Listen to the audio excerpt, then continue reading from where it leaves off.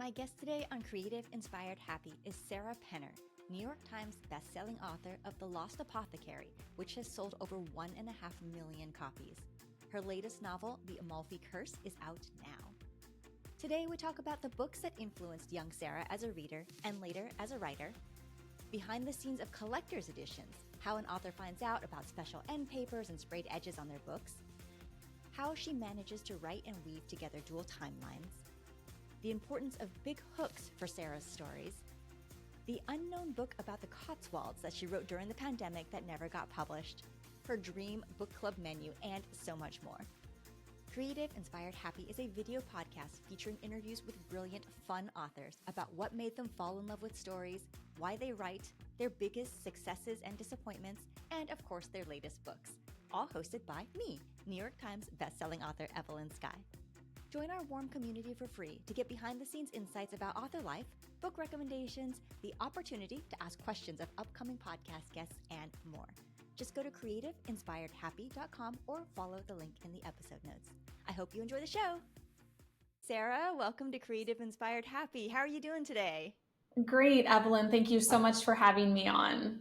I'm so excited for your next book, The Amalfi Curse. I am a huge, huge fan. Obviously discovered you with The Lost Apothecary, like so many others. I have so many questions for you, my questions, but also questions from our community, because Creative Inspired Happy is not just a podcast. We're also an online community of readers and writers. So they were really, really, really excited that you were going to be on the show.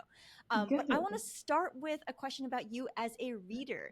And take us back to when you first fell in love with books. Was there a book that really influenced you and maybe set you on this path? Because I know you didn't become a writer right away. Right. So, I've been reading since childhood. I remember growing up, some of my favorite young adult series were The Babysitter's Club, Sweet Valley High, Goosebumps. But of course, my reading tastes evolved as I grew up. And I remember the first time I ever read historical fiction, I was in my 20s. It was a couple of years before I started writing myself. And that book was The Historian by Elizabeth Kostova. And I remember reading that. I could barely wait to get home from work to just sit down. And it's a pretty thick book. I could barely wait to keep reading it. After that, I dove into a lot of Philippa Gregory's books that are, I consider myself an Anglophile. And so for those of us who love stories set in the beautiful castles throughout England, I loved her writing. And then Ken Follett, he does a lot of really propulsive plots kind of set in historical settings. So those were sort of the three that I think of when I think about falling in love with historical fiction. And I knew when I started writing in my late 20s that was the route that I wanted to go for my own writing. Oh, I love that. And that makes so much sense in terms of how you weave in historical bits and then with your own flavor of magical realism. Okay, so I just noticed, and I'm a year late to this news, that The Lost Apothecary sold over 1 million copies. And I'm so curious how you felt in that moment when you found out, and then also what you did to celebrate. Yeah, so, from the day that The Lost Apothecary was announced, months before it was on sale, so we're talking back in 2020, there was something about that book. I don't know if it was the cover, the title, the premise, that readers just flocked to, and it continues to this day. I would say 1 to 2 times a day, I get an email from someone who has just discovered The Lost Apothecary, and they have something they want to say about it. So I actually knew we hit the 1 million sale mark quite a bit in advance of when my publisher announced it, because I can, and my publisher can too, but we see, those of us in the industry, we see the sales data much sooner than kind of we would put together a formal, pretty graphic announcing it. So I think we're even well above, I think we're like 1.5 million now or something like that. But it's been so exciting. Every milestone. The Lost Apothecary is the book that made me a New York Times bestseller. That was amazing. Although I was thrilled when my sophomore novel also hit the list. So every milestone has been special in its own way. And I'm excited to see what milestones the Amalfi Curse manages to hit as well. Okay, speaking of milestones, you also have two collector's editions from Barnes and Noble. So the Lost Apothecary got its own collector's edition with these beautiful sprayed edges that are gorgeously designed, and then the Amalfi Curse has two different sets of end papers, right? So there's like a quote unquote like I don't know normal publication which still has gorgeous end papers, and then Barnes and Noble has a special edition. Could you take us behind the scenes, like how this happens, and do you have any Yeah. say in it? Sprayed edges and special editions are having a moment right now. A lot of books are being converted or published initially in kind of these beautiful special editions. Um, the Lost Apothecary's collector edition came out in January of this year. It sold amazing. So many people who love that book wanted this collector's edition. Because it's the sprayed edges, they're bright blue and there's some bonus content on the inside. And then the Amalfi Curse, as you just mentioned, has two sets of end papers. So Barnes and Noble, their end papers, it's sort of a ocean setting with like these magical gold ribbons flowing through it and a woman's hand over the top of the water. It's so delicate and beautiful. But then the standard edition, so like what someone would find in their hardcover if they bought it at their local indie bookstore, it is an underwater scene of sort of a haunting old shipwreck. And it's a completely different vibe, but so beautiful also. And so I did a poll on my Instagram recently asking people which they like better. And it's about tied. And a lot of people say they want a copy of each. So I feel so touched that my books have been fortunate enough to have these beautiful images attached to them, and it certainly helps immerse the reader in a little bit more of that atmospheric detail when the publishers take the time and the money to give us some of that imagery. And so, like in the process, the publisher will say, "Okay, we want to do end papers for your standard edition." Mm. And then, do they bring artists to you that you choose from, or are there mock-ups, or do they just kind of say, "Hey, this is what we're thinking"? To be quite honest with you, there's none of that. I do get a say in the cover because we've got that in our contract that I have to have a final approval on the cover. But when it comes to the end papers, they're as much of a surprise to me as they are to anybody. Of course, though I see them much sooner, but I'm not involved in any way in the art or design process for those. We Barnes and Noble has been so good to us at my publisher, and we are very good to them in return. And so we work with them closely to make sure they approve and like the designs. But again, because I'm not artistic in terms of like graphic design, I let the team up in Toronto handle that. And then once I kind of give it the go ahead and Barnes and Noble clears it, then we're off to the races. I love it. I love it. Okay, this seems like the perfect time to have you tell us a little bit about what the Amalfi Curse is about, since today is release day, and I cannot wait for everyone to get either copy with whichever end papers they like. Yes. So the Amalfi Curse, which is my third novel, it's dual timeline and it takes place in the beautiful world famous Positano, which is on the Amalfi coast of Italy, of course. And it's about a woman in the present day. She's a nautical archaeologist and she's investigating a cluster of mysterious shipwrecks just off the coast of Positano. And she begins to suspect that they are tied to a coven of witches who lived 200 years earlier. And then the parallel narrative we see from the early 1800s is told from the perspective of one of these witches. She's a witch of the sea, along with the other women in her coven.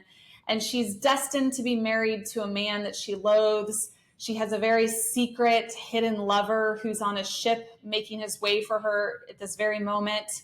But there is, of course, a villain in the story, and the villain is trying to take her down and take down her community. And ultimately, this witch of the sea must choose whether to save her lover or save her community. And the consequences of that decision echo for hundreds of years.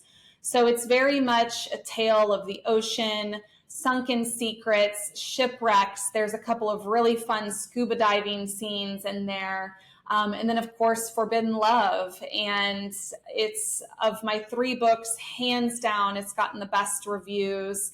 Even my own sales team has used the word elevated as it relates to my other books. A lot of people who've read an advanced copy have liked this book more than The Lost Apothecary. So I'm so absolutely thrilled for it to get into the hands of readers all over the globe. How do you feel when people say, oh, I like this better than your other books? I'm glad for it. It's news to my ears because I know a lot of people love The Lost Apothecary. So if they love this one even more, that's amazing. I can't complain. And I suppose as writers, we're always striving to become better and better, right? So, like, even though I love all of my babies, I love to hear that someone thinks, oh, this is your best yet, right? As opposed to like, oh, this one's your worst yet. That's exactly right. Yes, we do want to get better, and the more I write, the more I read, the more I analyze the techniques that other authors use to accomplish certain things in their storytelling, whether it's backstory or transitions or dialogue. The more I read and study, hopefully, the more that reflects in my own storytelling. So this is actually a perfect segue into a question from our community. Smriti R wants to know, you do love writing these dual timelines. And so she was wondering if there are any creative challenges that you face when you have to craft the narrative. And also just curious whether or not you do it sequentially. Do you do one entire timeline, or are you bouncing back and forth as the pages unfold? It's a very timely question because just yesterday I submitted an essay to the shit no one tells you about writing. And I just wrote an essay for them about the challenges of writing dual timeline fiction. And the biggest challenge, to kind of summarize it, is you're literally writing 2 stories in one. You've got 2 completely different settings to do all your world building. You've got 2 protagonists, each that need to have their own internal and external crises. But then you need to weave the story together in an effective, logical way. And ultimately, around the time of the climax of the story, your 2 timelines need to collide, whether that's the resolution to a secret or maybe illicit affair or something like that. There needs to be some meaningful connection between the timelines. So when I tell readers or other writers that I like writing dual timeline fiction, they look at me like I'm crazy because I'm literally having to write 2 books and then merge them. But it's so much fun. I mean, there's a lot you can play with in terms of information reveal. You get to explore 2 different eras. So for those of us who love history, that's a bit of a treat. And then to answer the second part of your question, I draft them one timeline at a time so that I can really sink into the voice of character A and then sink into the voice of character B. And then during the revision process, I will merge them together and sort of ingest the story as a reader would when they're reading it starting on page 1 and revise accordingly. And how do you decide where are the intersection points or where you switch between timelines if you're writing them separately at first? Every scene and chapter has kind of a natural resolution. So maybe you've presented a very minor problem or part of a quest in a chapter. And once your character kind of wraps that up, or even better, once there's a very tense point that you can cut the scene right on that cliffhanger, that's a great opportunity then to switch to your other point of view and go back or forth, whichever direction your timeline is moving, and reintroduce the next timeline. So I love cliffhangers and twists. So I try to end most of my chapters on what I call a mic drop, meaning like something where the character has discovered or learned something that surprises them. And that's my favorite point, to cut the scene and then transition. I mean, it also makes for a complete page turning experience, Yes. right? And I think that's part of the reason why readers love your books, because there's an addictive quality where you just cannot stop. And I imagine that as a reader yourself, you love that in books that you're reading. I really do. I love a good mystery and thriller. I like short chapters. They're easily consumable. I have a short attention span. So, certainly the style that I write in is reflected in what I like to read as well. Okay, if you have a short attention span, though, how do you do all this research that must go into your novels? I'm curious about your process for research and also how you got the idea, or how did you, I don't know, build out this world of like sea witchcraft and the Italian, I'm going to pronounce it wrong, stregheria. Strigaria, yeah, yeah. You probably said it better than I did, because I'm, not a native Italian speaker. I probably am butchering it. But to answer your question, my husband and I, we took a trip to Positano in 2022, and I was so inspired by not only the gorgeous village that's built up on a hillside, but by this on the western edge of the village, and anyone who's been there might have a picture of it without realizing it. There's this really beautiful abandoned villa. And my husband and I, as we were sort of walking the town, I pointed up to it and I said, I am going to write my next book. It's going to be set in Positano, and that villa is going to somehow feature in my story. And sure enough, it is. It's where the witches live. So I felt very inspired by my first trip to Positano. And then we returned to Italy the next year to do some research at this archive in Naples, which is sort of the main city close to the Amalfi Coast. We also went to a couple of nautical museums in the area. We went on a private boat tour around the area where my shipwrecks are in the story. So we had kind of what I call an inspiration trip and a research trip. And then, to answer your question, like, how do I research with a short attention span? I like to do my work in like 15, 20-minute segments, and then get up, get a cup of tea, sit back down, go walk the dog, sit back down. I really struggle to sit in this chair for more than like 30 to 40 minutes at a time.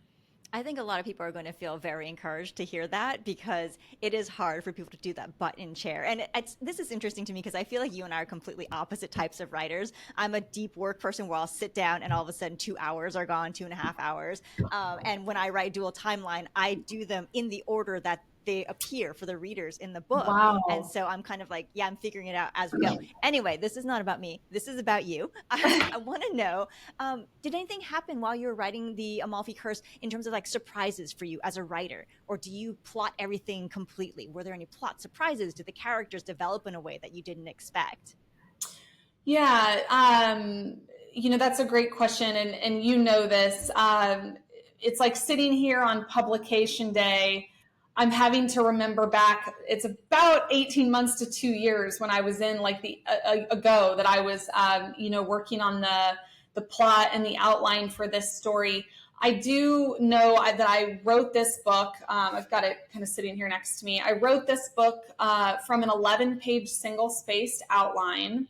And I recall staying mostly connected to the outline, but I will say when I first not drafted, but when I first sort of summarized the story for my agent to get her thoughts on what I was going to try and put on paper, she said that it felt a little too niche. Like, the Lost Apothecary, the apothecary's poisons and the risk of that being exposed affects thousands of women all over the city.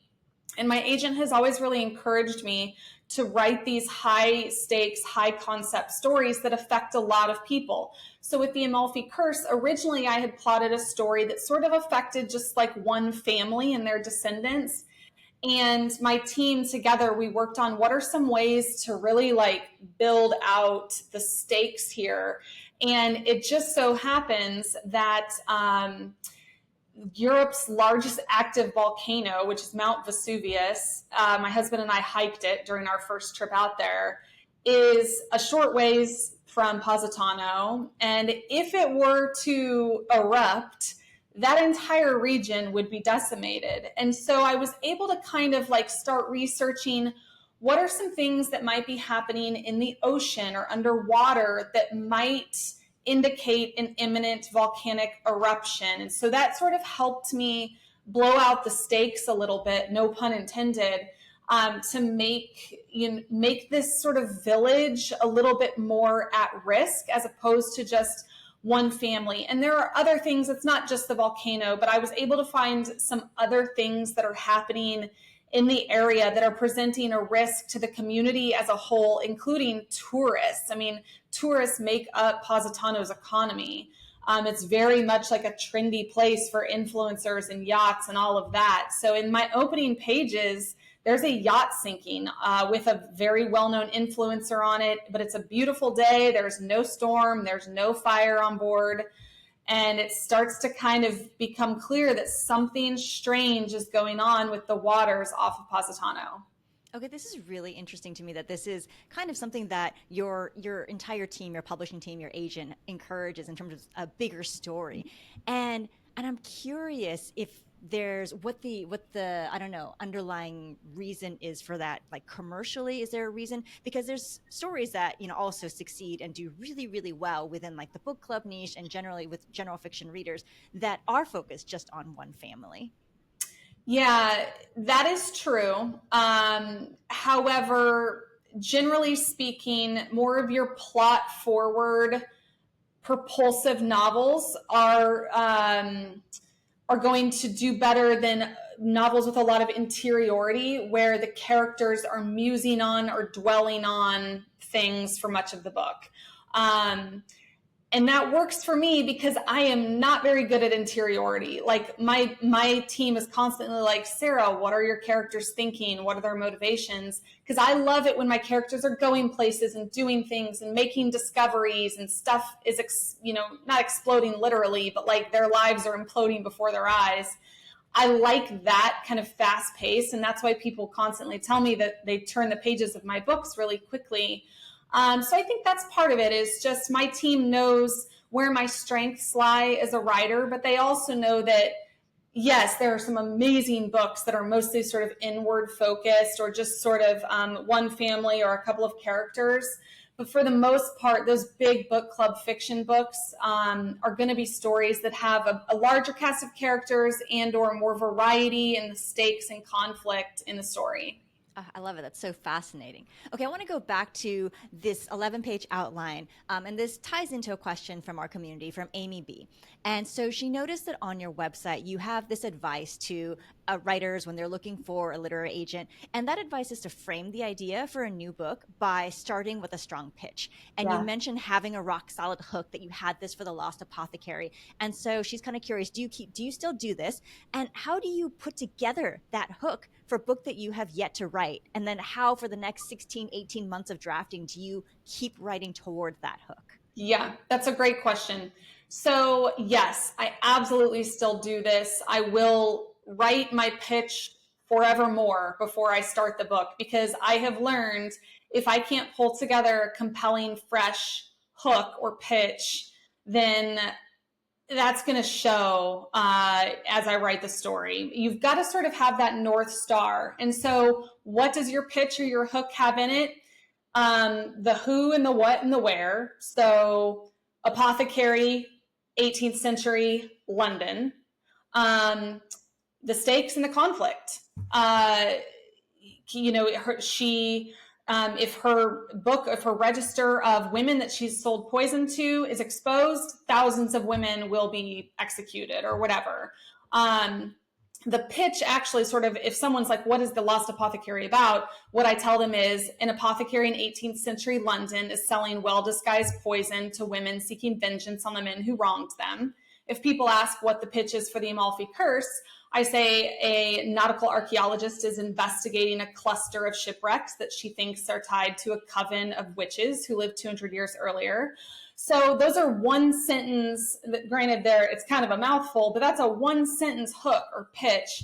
And so absolutely, I think writers, as they're coming up with ideas, they need to think about what that pitch is and test it on people. Their eyes should get wide when they say that. And I remember distinctly, this was 2 years ago when I was doing some promotion for my second book. I had just started working on the Amalfi Curse, and I had the opportunity to talk to a group of librarians, and someone said, what are you working on? And I told them, I'm writing this book about a woman who she's researching these shipwrecks, and she thinks they're tied to a coven of witches, and you could hear the audible gasps in the room. And I remember getting chills down my arms and thinking, yes, like I'm on the right track. So test your pitch on people. And if you kind of just get like the silent nod and stare, then you're not, that's what readers are going to think too when they go to Barnes and Noble and they turn over your book. They're just going to put it back on the shelf and go to the next thing. So you need something that feels really fresh and original and high conflict and high stakes. I think it's really a tendency for writers, because we know the stories so well, to want to put in too many details when we're making a pitch, and whether that's a pitch, on Instagram to your readers or talking to a group of librarians, it is so tempting to say, and then she does this, and then this other guy, he comes in, and oh yeah, there's this other thing. And I think maybe the model, whether we like it or not, is to think about, like, what is a Hollywood one-line pitch for a movie? And That's right. maybe your book is not analogous to a Marvel Avengers kind of movie, but that kind of snappy pitch, that moment, like you said, when people gasp, that is what we're going for. And I love that. I love the idea of testing out your log line or your pitches on other people.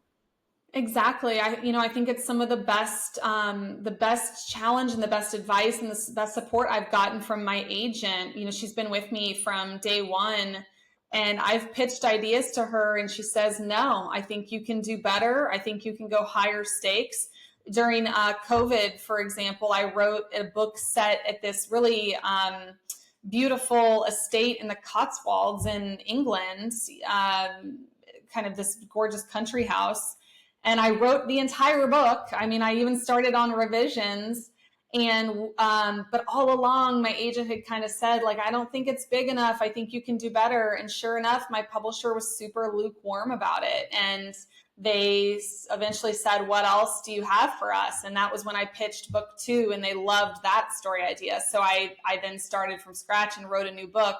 But it's good advice to write a book that's as high concept as you can manage within your lane. How do you walk away from a book that you've already written, if you've written an entire thing? Because I think that's maybe easier to say once you're several books published, to know, oh, I've got more in me. But I think, starting out, if it's, your first book that you're working on and you're just querying and looking for agents, or even if, let's say, it's your sophomore novel and your first one did great, and then you have this book and you're like, this is it. And someone says, no, this is not it. How do you give yourself that permission to walk away? Yeah, I mean, I'm very familiar with rejection. Before The Lost Apothecary, I wrote a book, never agented, never published it. It was actually rejected by more than 130 literary agents. So I got my first real taste of rejection back, before anyone knew my name. Then The Lost Apothecary was a vastly different story. I actually had 5 agents offer on that. But it just goes to show, because my pandemic book didn't get picked up, even once you've been published and when you've had a very successful debut, that doesn't mean that it's all just going to come easy for you.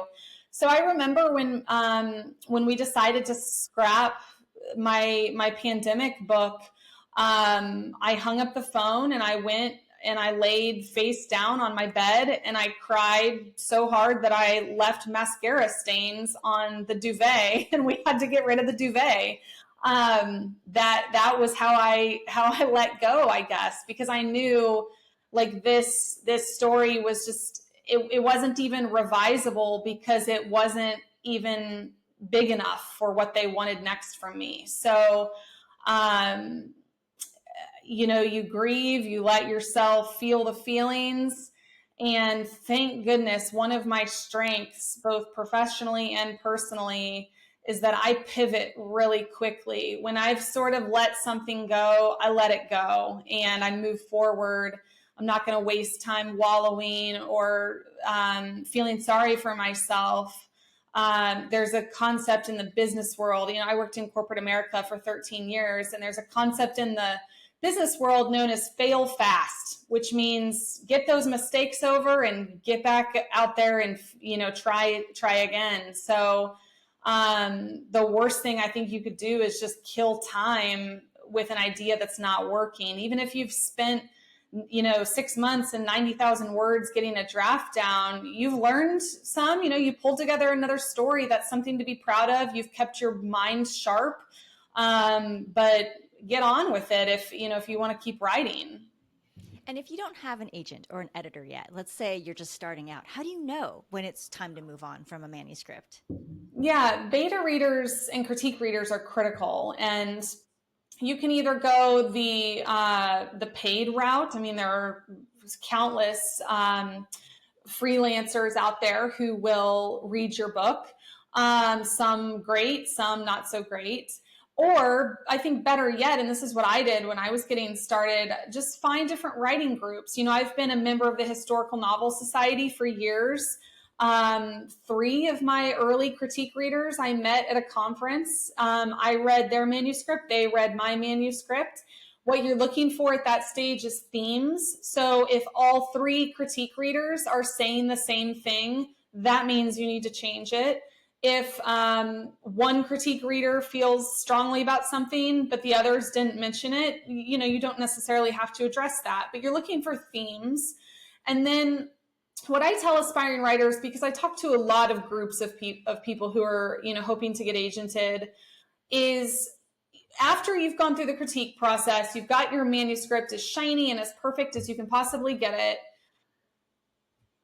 You want to reach a point where if you send that manuscript out to agents, you can rest your head easy on your pillow at night with nothing nagging you to the effect of, oh, that one character, maybe I should have changed that scene, or I should have adjusted, that setting, or I didn't do enough work on this one plot point.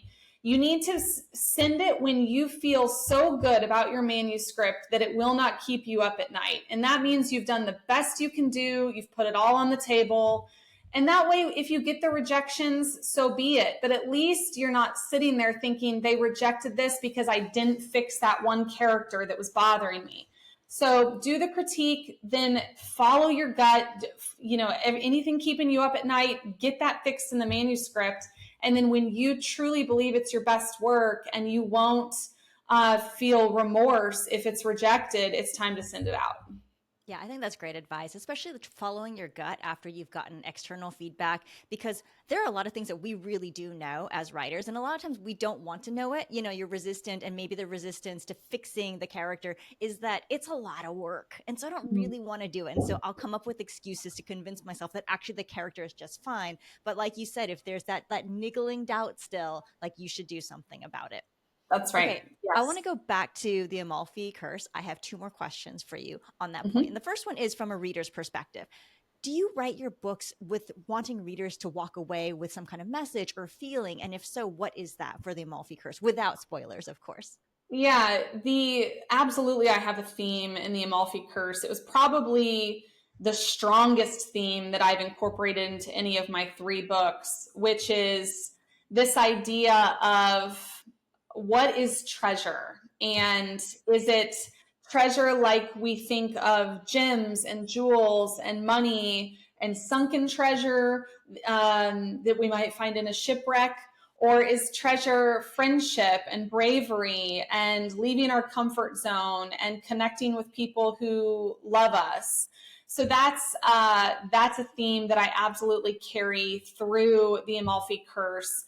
My present day character, her name is Haven, and when the story opens, we learn that her father had recently passed, and he had sort of left behind some clues that there may be something at the bottom of the ocean at this shipwreck that he himself had been exploring. And my own father passed away 10 years ago, actually, last month. And so this book was definitely an opportunity for me to kind of reflect on some of the life lessons that my dad taught me. I mean, I was raised very humble, and sort of taught regularly that money is really not important relative to other things in our lives. So I was able to weave that into my story and have a lot of fun with that. And I've been really happy to see that early readers have enjoyed that element as well. Fabulous. Okay, last question, and this is a really fun one. I've read some Goodreads reviews about how gorgeously written the setting is, and someone Mm. said that they felt like they were in a restaurant and they could just taste the limoncello while they're reading Yeah. the book. So the question for you is, if you were to have a book club and they were going to have like a spread of snacks or drinks, what is the perfect snack or drink or whatever whatever you want to furnish this book club meeting with that would match with the Amalfi Curse?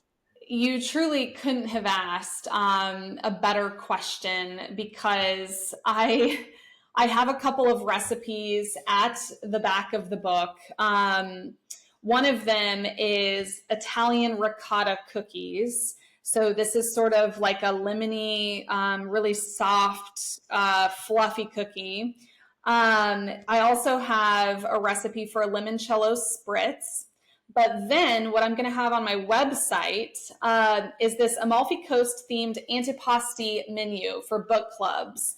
And in addition to the two recipes I just listed, I also have like a lemon garlic shrimp recipe, ricotta dip with crostini, artichoke and cannellini bean salad, and then sliced tomatoes with fresh burrata, which I had a lot of on both of my trips to Positano.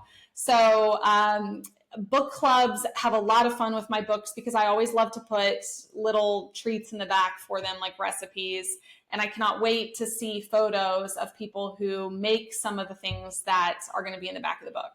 I love it. I'm coming over to your house for book club meeting. We're going to do your book. We're going to do the whole theme. It's fantastic. Thank you so much for being on the show, Sarah. This has been so fun. And for everyone else out there, make sure you pick up a copy of The Amalfi Curse because it is out now. Thanks, Sarah. Thank you, Evelyn.